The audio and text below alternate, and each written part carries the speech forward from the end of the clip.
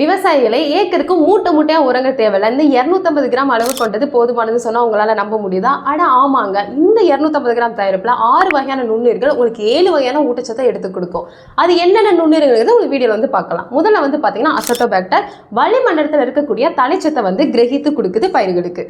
இரண்டாவது வந்து பார்த்தீங்கன்னா பேசிலஸ் மெஜிடேரியம் பாஸ்பரஸ் சாலிபிளேசிங் பாக்டீரியான்னு சொல்லுவோம். அதாவது மணிச்சத்தை வந்து நல்லா கரைச்சி பயிர்களுக்கு எடுத்து கொடுக்குது. மூணாவது வந்து பார்த்தீங்கன்னா ஃப்ராட்டோரியா அவரன்ஷியா பொட்டாசியம் மொபிலைசிங் பாக்டீரியா அங்கங்கே இருக்கக்கூடிய சாம்பல் சத்தை வந்து பயிர்களுக்கு எடுத்து கொடுக்குது. நாலாவது வந்து பார்த்தீங்கன்னா குளுக்கோனோ அசட்டோபாக்டர் இது வந்து ஜிங்க் அதாவது துத்தநாம் சத்து இருக்கு இல்லையா, நெற்பயிருக்குலாம் மிக மிக அவசியம், அந்த சத்துக்களை வந்து எடுத்து கொடுக்குது. அஞ்சாவது வந்து பார்த்தீங்கன்னா அசிரியோதயோ பேசிலஸ் இது என்ன பண்ணுன்னு கேட்டிங்கன்னா கந்தகம் மற்றும் இரும்பு சத்தை வந்து பயிர்களுக்கு ஆக்சிடைஸ் பண்ணி கொடுக்குது. ஆறாவது வந்து பார்த்தீங்கன்னா அமிலோ லிக்யூஃபேஷியன்ஸ் சொல்லக்கூடிய சிலிக்கோன் சத்தை வந்து எடுத்து கொடுக்கக்கூடிய நுண்ணுயிரா செயல்படுது. இந்த மாதிரி 6 நுண்ணுயிர் 7 வகையான ஊட்டச்சத்தை எடுத்து கொடுக்கறதுனால மூட்டை மூட்டையா உரங்கள் போகணுங்கிற அவசியமே இல்லை. ஒரு பாக்கெட் போதுமானது. இது எப்படி பயன்படுத்தணும்னு கேட்டிங்கன்னா 6 மாத பயிர்களா இருக்குன்னா 250 கிராம் போதுமானது. நீண்ட கால பயிர் இந்த தென்னை வாழை அந்த மாதிரி பயிர்களா இருக்குன்னா 1 ஏக்கருக்கு 2 பாக்கெட் அதாவது 500 கிராம் வந்து தேவைப்படும்.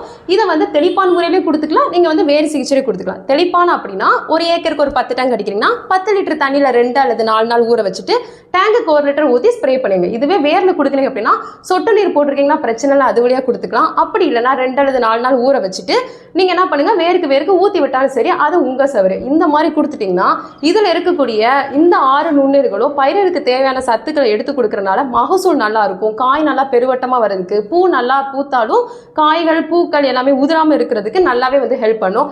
அது போக இதுல இன்னொரு அற்புதமான விஷயம் வந்து பாத்தீங்கன்னா பிளான்ட் growth ரெகுலேட்டர் சொல்லக்கூடிய ஆக்சின் ஜிபர்லின் போன்ற திரவங்கள் இருக்கு.